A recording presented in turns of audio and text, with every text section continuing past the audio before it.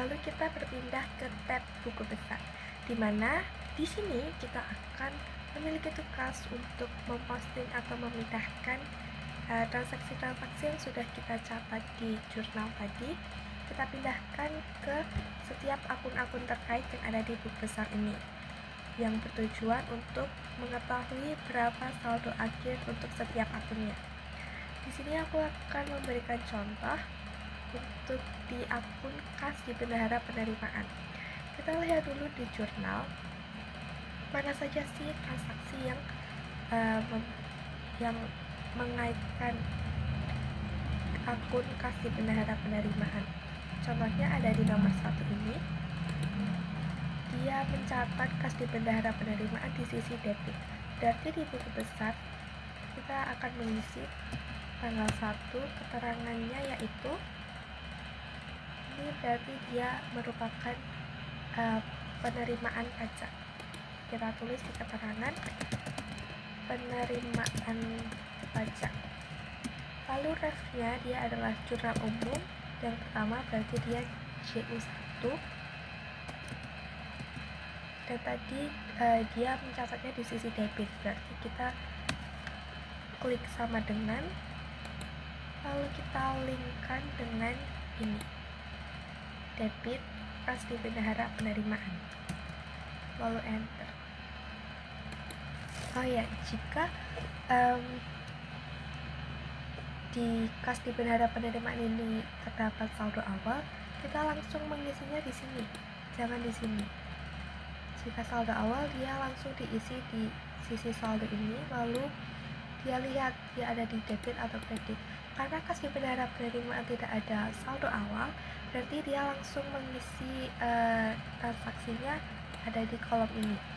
Berarti dia di sini, lalu di saldonya kas di bendahara penerimaan memiliki saldo normal debit, berarti dia saldonya di sini sama dengan.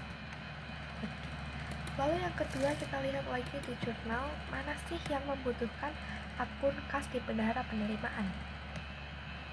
Nih, untuk nomor 2, dia mengkreditkan kas di bendahara penerimaan dengan transaksi penyetoran ke PPKD. Berarti kita tulis tanggal 2 dengan keterangan penyetoran ke PPKD. Berarti dia adalah refnya JU2 karena dia transaksi kas di bendahara penerimaan kedua. Lalu dia tadi dicatat di sisi kredit, berarti dia sama dengan di sini, lalu enter.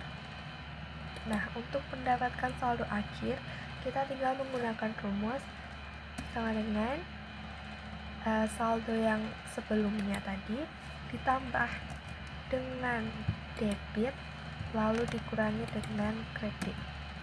Maka untuk tanggal 2 saldo akhirnya adalah 0. Lalu kita lihat lagi di jurnal mana lagi yang membutuhkan kas di bendahara penerimaan.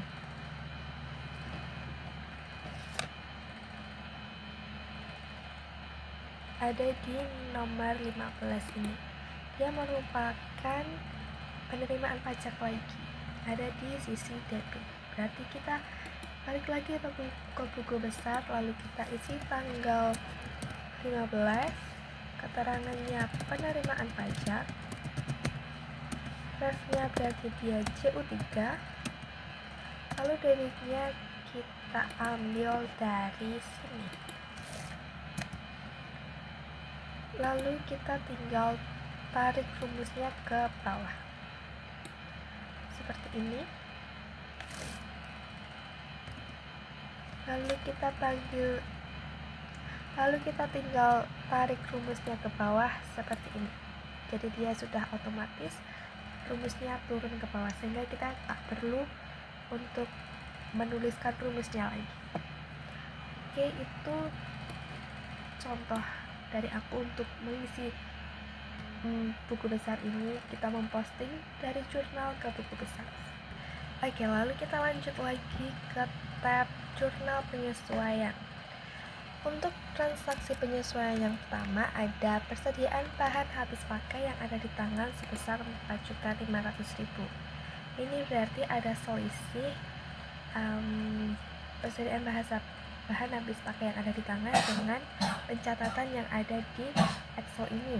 Berarti kita cari dulu buku besarnya berapa nilai akhirnya dia setelah transaksi. Oke, kita cari persediaan bahan habis pakai ini. Dia terakhir ada di saldo awal sebesar 5 juta. Tapi di penyesuaian ini ternyata yang ada di tangan hanya 4.500.000, berarti ada selisih 500.000. Berarti kita akan menyesuaikan si 500.000 ini dengan pencatatannya adalah beban bahan habis pakai selisih 500.000 tadi dengan persediaan bahan habis pakainya dia berarti berkurang karena yang ada di tangan hanya 4.500.000. Oke, kita lanjut ke transaksi kedua, yaitu piutang pajak daerah yang diperkirakan tidak dapat ditagih sebesar 200.000. Berarti ini SKPDA memperkirakan ada piutang pajak yang tidak dapat ditagih nantinya untuk disisihkan terlebih dahulu, sehingga jurnalnya ada beban penyisihan piutang pendapatan di debit dan juga penyisihan piutang pendapatan di kredit. Seperti itu. Untuk lanjut lagi ke nomor 3, ada penyusutan aset tetap untuk tahun 2019. Ini ada 7 aset tetap yang perlu kita susutkan. Jadi kita mulai dulu dari yang A, penyusutan alat angkutan darat bermotor sebesar 8.200.000. Jadi di sini kita langsung memasukkan nominal yang sudah ada di transaksi ini. Jadi kita tidak perlu lagi menghitungnya secara manual. Jadi kita langsung saja memasukkannya ke dalam jurnal penyesuaian dengan beban penyusutan ada di debit dan juga akumulasi penyusutan ada di kredit. Lalu kita samakan, misalnya ini kan penyusutan alat angkutan darat, berarti kita mencari bebannya peralatan dan mesin, seperti itu. Jadi untuk dari yang A sampai G ini jurnalnya sama, beban di debit dan juga akumulasi penyusutan di kredit. Oke. Lalu untuk penyesuaian yang terakhir ada yang nomor 4 ini, pajak reklame diterima di muka yang sudah menjadi hak pemerintah adalah 4 juta. Ini berasal dari jurnal terakhir kita nomor 19 ini, diterima pembayaran di muka atas pajak reklame sebesar 7 juta. Ini baru kita akui sebagai pendapatan diterima di muka lainnya sebesar 7 juta. Tapi di penyesuaian ini pendapatan diterima di muka tadi sudah diakui menjadi hak pemerintah, berarti sudah menjadi pendapatan SKPD, tetapi baru sebesar 4 juta. Berarti jurnal penyesuaiannya adalah pendapatan diterima di muka lainnya yang kita catat di jurnal tadi kita debitkan, lalu kita menambahkan kredit yaitu pendapatan pajak reklame LO karena dia sudah diakui sebesar 4 juta. Lalu hasil akhirnya debit dan kredit harus balance sebesar 27.950.000. Oke, setelah kita menyelesaikan jurnal penyesuaian, kita kembali lagi untuk memposting transaksi-transaksi yang sudah kita isi di jurnal penyesuaian ini, kita posting ke buku besar. Oke, aku akan memberikan satu contoh lagi. Sebenarnya sama seperti tadi pas kita memposting jurnal. Sebagai contoh, persediaan bahan habis pakai di kredit sebesar 500.000. Kita cari dulu persediaan bahan habis pakai. Ini. Kita tinggal isi tanggal terakhir periode tersebut, berarti ini ada di tanggal 31 Desember. Lalu di sini berarti keterangannya adalah penyesuaian. Refnya berarti dia AJP 1. lalu dia tadi ada di kredit sebesar Rp500.000. Berarti dia debitnya adalah saldo debit sebelumnya ditambah dengan debit dikurangi dengan kredit. Lalu nanti yang lainnya juga sama seperti itu. Lalu kita langsung lanjut aja ke NS dan NL. Di neraca lajur ini sendiri terdapat 6 kolom. Yang pertama ada kolom neraca saldo, kolom AJP atau penyesuaian, kolom neraca saldo disesuaikan, kolom LRA, kolom LO, dan kolom neraca.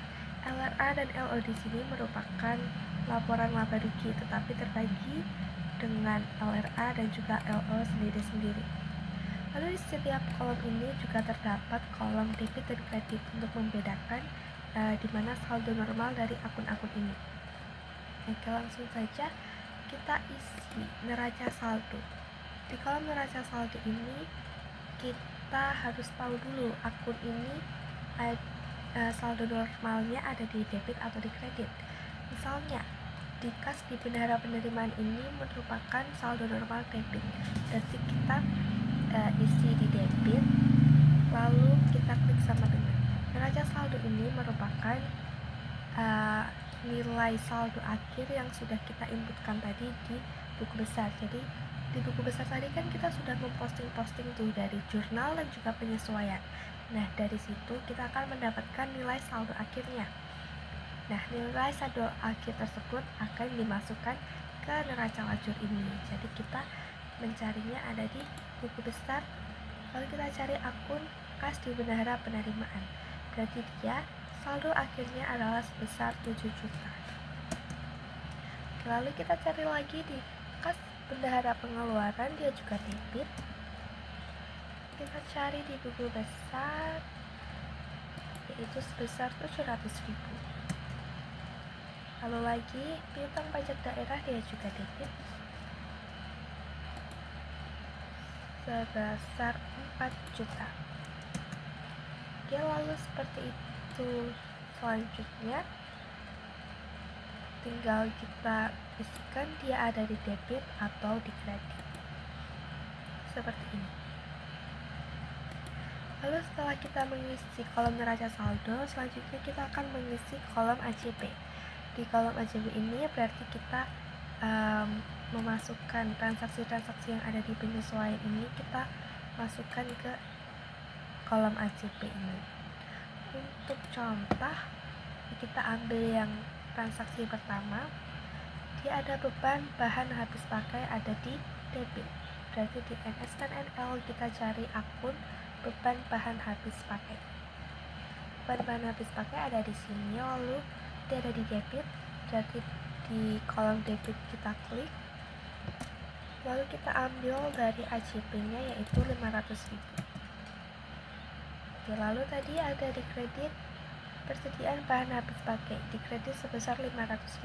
Berarti kita cari lagi akunnya di neraca lajur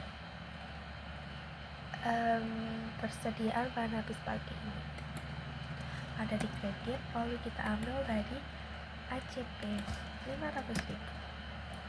Begitupun dengan transaksi-transaksi selanjutnya. Oke, lalu setelah kita selesai mengisikan kolom AJP ini, kita tinggal mengisi kolom neraca saldo disesuaikan.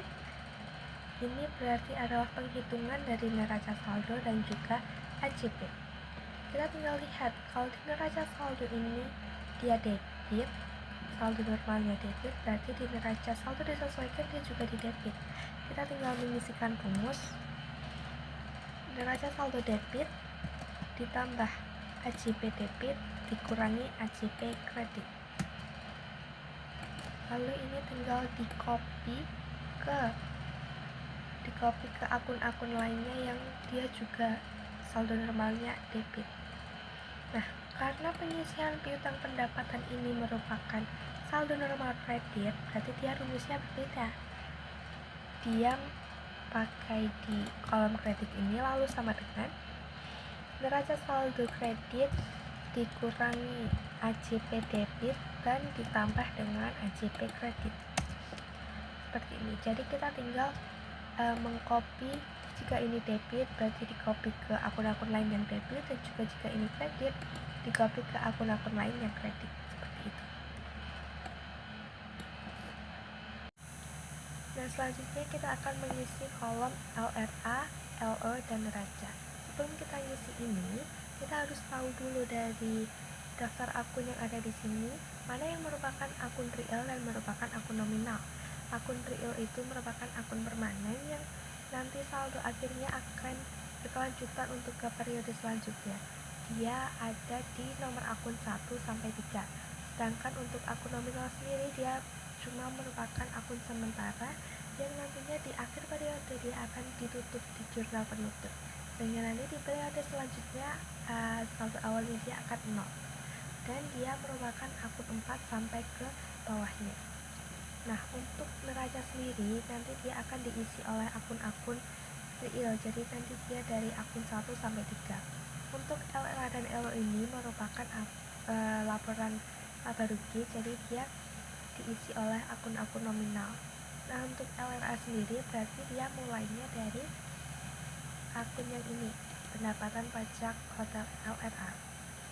Kita tinggal isi dia pendapatan berarti dia di kredit, kita tinggal sama dengan dari neraca saldo setelah disesuaikan. Lalu kita tinggal tarik aja sampai ke bawah. Lalu ingat-ingat untuk LRA itu debitnya adalah belanja, dan untuk nanti LO debitnya adalah beban. Kita tinggal sama dengan dari ini, lalu kita tarik ke bawah sampai sini aja. Lalu kita cek di bawah bahwa di sini ada selisih sebesar 19.950. Nah, asalnya ini dari mana sih? Asalnya itu dari, kan ini merupakan laporan laba rugi, jadi harus ada akun penyeimbangnya, yaitu surplus atau defisit. Surplus atau defisit ini akan kita dapatkan atau akan kita peroleh dari penghitungan pendapatan dikurangi dengan pengeluaran. Nah, di sini pendapatan berarti dia ada di sisi kredit, lalu pengeluaran ada di sisi debit. Kita tinggal menguranginya, kredit dikurangi dengan debit, lalu kita mendapatkan hasil minus 19.950. Jika hasilnya ini minus berarti dia merupakan defisit, tapi jika dia plus atau positif berarti dia merupakan surplus.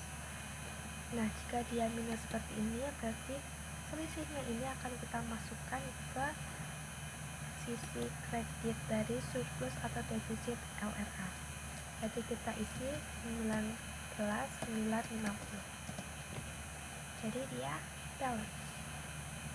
Lalu kita lanjut untuk mengisi LO. Kita cari dulu pendapatan LO.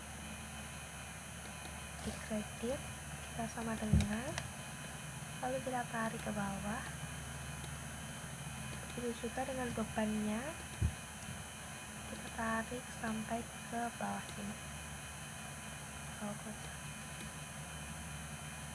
Oh, ini dia belum di rumus, guys. Kita tinggal tarik aja rumusnya. Ini dia juga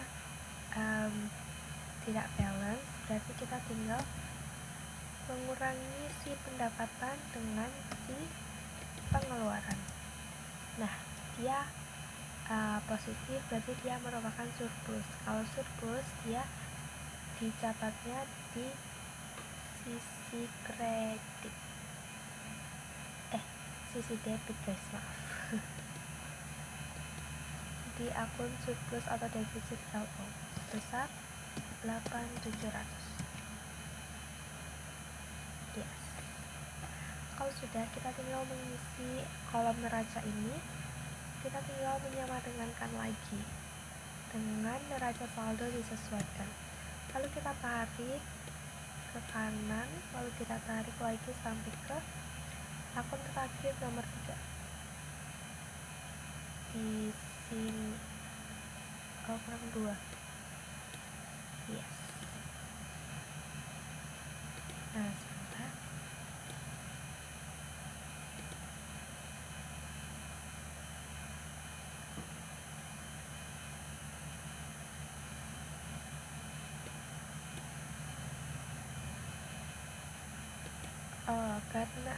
Ini guys, karena surplus atau defisit ini juga merupakan nomor akun BK, berarti dia juga dicatat. Tapi kalau di laporan laba baru kita diisi defisit dicatat di kredit, berarti di neraca dia kebalikannya, dicatat di sisi debit 19,50, dan ini berarti kebalikannya. Kalau dia debit, berarti di neraca dia dicatat di sisi kredit. Oke, lalu setelah kita sudah selesai mengisi neraca lajur, langsung saja kita akan beralih ke laporan keuangan. Untuk laporan keuangan pertama yang akan kita buat yaitu ada laporan realisasi anggaran. Untuk laporan ini sendiri kita akan mengisikan akun-akun pendapatan ini dan juga belanja-belanja dari LRA. Kita bisa mengambilnya dari NL yang sudah kita isikan tadi. Ada di kolomnya LRA ini kita sama dengan dari pendapatan pajak hotel LRA. Lalu tinggal kita tarik saja karena dia sudah berurutan ya. Lalu untuk jumlah pendapatan tinggal kita isi rumus sum, lalu kita tarik dari atas sampai bawah, lalu kita akan mendapatkan jumlah pendapatan besar 67 juta. Nah, lalu kita akan mengisi di belanja operasi. Kita mulai dari belanja gaji dan tunjangan sampai belanja pemeliharaan gedung, karena dia baru belanja operasi saja ya. Belanja gaji dan tunjangan sampai pemeliharaan gedung.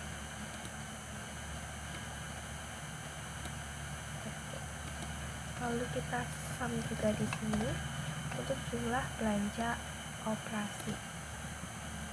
Nah, untuk belanja modal sendiri dibedakan, ada belanja modal pengadaan alat angkutan darat bermotor dan juga pengadaan komputer.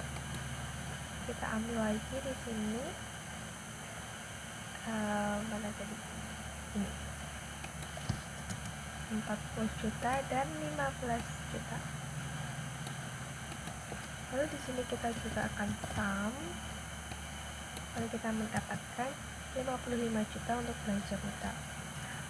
Untuk keseluruhan jumlah belanja kita sum dari jumlah belanja operasi dengan jumlah belanja modal. Lalu kita akan mendapatkan surplus atau defisit LRA. Seperti yang aku bilang tadi, kalau dia minus berarti dia merupakan defisit. Sehingga untuk LRA SKPDA untuk periode 2019 dia mendapatkan defisit sebesar 19.950. Lalu kita langsung lanjut ke LO. Seperti di LRA tadi, kita tinggal mengambil data pendapatan dan juga beban-beban yang ada di NL. Kita cari pendapatan LO. Nah, mulai dari sini 8.500.000. Lalu kita tarik sampai ke bawah dan kita sum. Begitu juga dengan si beban-beban ini.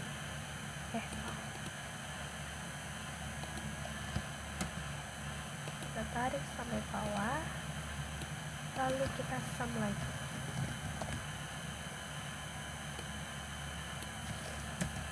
Sehingga kita mendapatkan surplus sebesar 8.700.000. Kita langsung lanjut ke LPE. Di sini sudah ada uraiannya. Kita tinggal memasukkan ekuitas awal yang kita dapatkan dari neraca saldo awal ini, ekuitas. klik. Lalu ini ada surplus atau defisit LO yang kita ambil dari laporan operasional ini.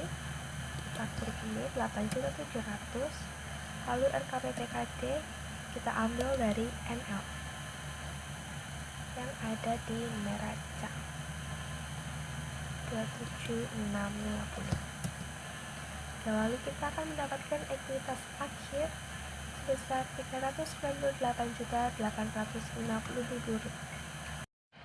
Oke, lanjut ke laporan neraca. Sini ada kolom untuk tahun periode ini yaitu 2019 dan juga untuk periode kemarin yaitu 2018. Untuk periode 2019 kita ambil data dari NL atau neraca lajur, dan di 2018 kita ambil dari neraca saldo awal. Oke, kita ambil dulu di 2019 atau NL untuk di kas di bendara penerimaan. Kita ambil dari yang neraca ini ya. Lalu kas di bendara pengeluaran, piutang pajak daerah. Nah, hati-hati di sini. Kita harus tahu apakah akun-akun ini merupakan akun kontra atau tidak. Untuk pengisian piutang pendapatan ini merupakan akun kontra, sehingga kita klik sama dengan lalu diberi minus. Lalu baru kita ambil datanya di sini. Lalu persediaan bahan habis pakai. Ini untuk total aset lancarnya, kita zoom. Jadi total aset lancar kita mendapatkan 16 juta. 7 juta sampai ke ekuitas akhir. Nah, kita cari lagi untuk yang di 2018. Kita cari sebentar. Nah, untuk kas di bendara penerimaan dan pengeluaran sepertinya tidak ada. Kita cari untuk piutang pajak daerah, apakah dia ada? Ada piutang pajak daerah dan persediaan bahan habis pakai. Kita masukkan ke neraca. Piutang pajak daerah sebesar 3 juta. Pengisian tidak ada, kita skip. Lalu persediaan bahan habis pakai. Lalu di sini kita juga sum, dan begitu pun sampai ke terakhir ini. Selesai. Lalu kita langsung lanjut ke jurnal penutup. Nah, di sini sudah ada nama-nama akunnya. Jadi untuk yang pertama kita akan menutup pendapatan, belanja, dan juga surplus atau defisit. Di neraca lajur ini kita kan sudah mencatat LRA. Nah, di jurnal penutup ini yang pertama itu LRA dulu. Jadi kita lihat dulu di kolom LRA ini. Kita lihat bahwa pendapatan itu saldo normalnya ada di kredit. Jadi seperti yang aku bilang tadi, pendapatan, belanja, dan beban itu dan lain sebagainya itu adalah merupakan akun nominal yang dimana nantinya dia akan ditutup, sehingga si pendapatan yang saldo normalnya itu kredit dia akan ditutup ke debit, sehingga nanti di saldo untuk periode berikutnya biar dia saldonya itu bisa 0. Berarti nanti pendapatan yang ada yang normalnya di kredit itu nanti ditutup ke debit. Sebaliknya si belanja yang normalnya di debit itu nanti ditutup ke kredit. Seperti itu. Jadi kita tinggal isi akun-akun pendapatan ini kita tarik ke bawah.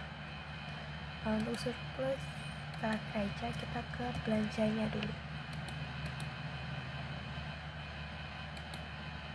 Dari sini kita tarik ke bawah. Nah, seperti tadi kita menghitung surplusnya dari total pendapatan dikurangi dengan total pengeluaran atau total belanja.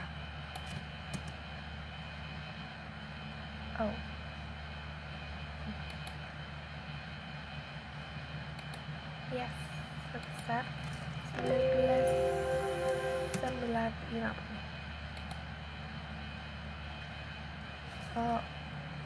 Tulis manual aja deh.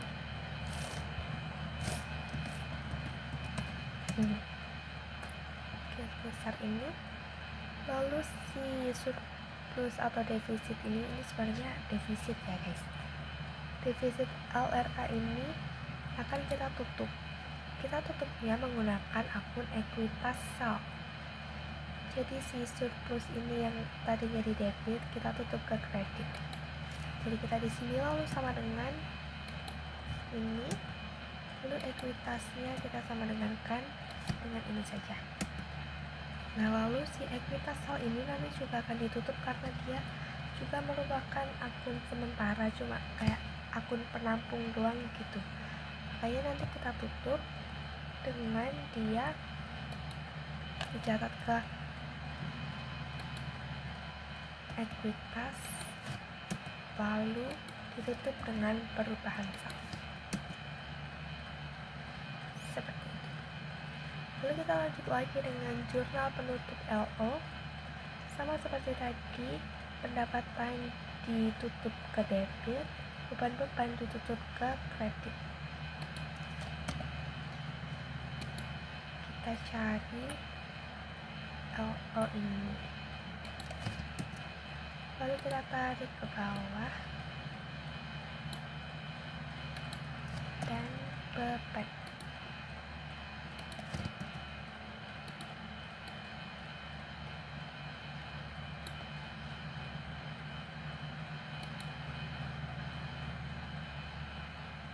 Lalu surplus atau defisitnya kita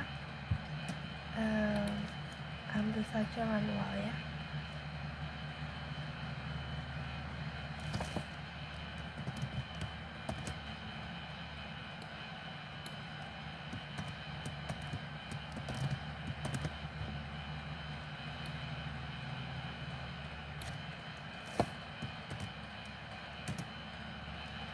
$8.700. Oke. Lalu si surplus defisit ini seperti tadi di LRA kita akan menutupnya. Kalau dia di kredit berarti dia ditutup ke debit. Nah, dia ditutup ke ekuitas. Jadi nanti si surplus defisit ini akan berpengaruh ke saldo akhir ekuitasnya. Oke, sudah jurnal penutup, kita langsung posting ke buku besar terlebih dahulu. Sebenarnya ya sama seperti tadi kan, sama seperti pas kita posting setelah transaksi dan juga setelah penyesuaian. Kita contohnya akun pertama aja deh. Nih, tanggalnya 31 atau akhir periode, lalu keterangannya adalah penutupan. Refnya ini harusnya JP ya guys.